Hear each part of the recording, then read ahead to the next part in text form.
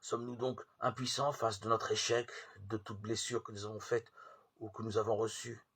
Et le pardon de Dieu n'est-il qu'une question de plus dans la mécanique de l'inévitable?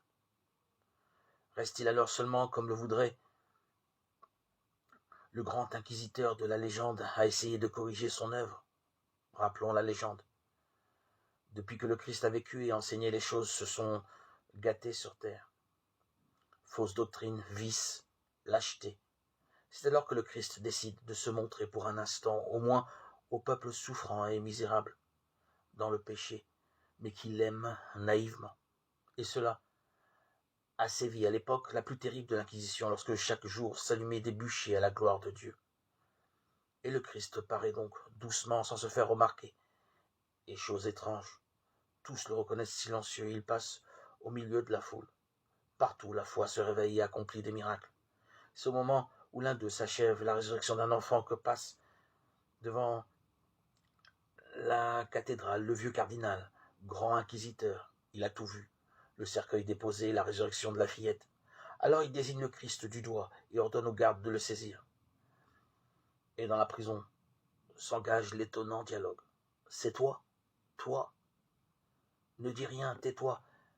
D'ailleurs, que pourrais-tu dire? Je ne le sais que trop. Tu n'as pas le droit d'ajouter un mot à ce que tu as dit jadis. Pourquoi es-tu venu nous déranger? Car tu nous déranges, tu le sais bien. Mais sais-tu ce qui arrivera demain? Demain, je te condamnerai et tu seras brûlé. Tu as vu tous les hommes libres. Tu veux aller au monde, les mains vides, en prêchant aux hommes une liberté que leur sottise et leur ignominie naturelle les empêchent de comprendre. Une liberté qui leur fait peur. Mais ils finiront par la déposer à nos pieds, cette liberté. Il n'y a pas, je te le répète, de souci plus cuisant pour l'homme que de trouver au plus tôt un être à qui déléguer ce don de la liberté.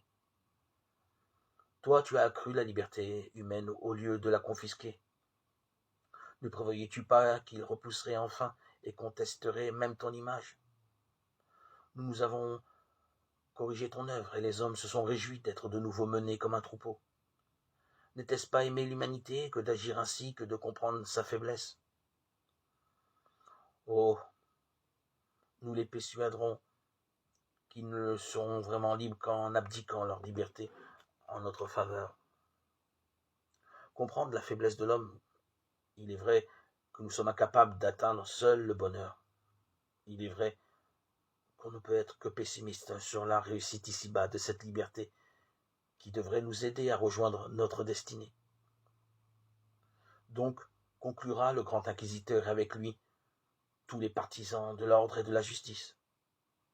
Il faut imposer aux hommes un bonheur à leur taille et malgré eux, et pour cela, confisquer leur liberté et corriger l'œuvre du Christ.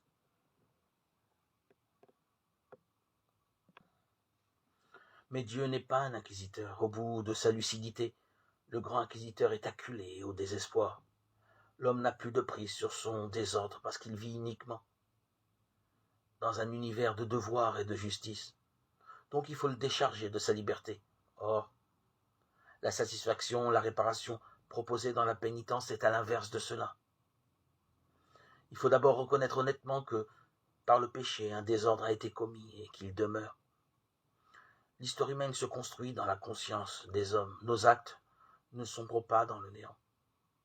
Cette histoire est appelée à témoigner de la puissance de bonté de l'esprit présent en chacun, et tout péché à son point précis dans la trame du temps demeure à jamais comme un échec à l'ordre de la bonté, à la gloire de Dieu, qui devrait se refléter dans la totalité de l'histoire. Alors pour éviter le désordre, on peut, comme le grand inquisiteur, supprimer la liberté, ou bien, au contraire avec le Christ, renforcer la liberté, redonner à l'homme pouvoir de récupérer, de reprendre son passé, renforcer le pouvoir créateur de bonté dont il est capable,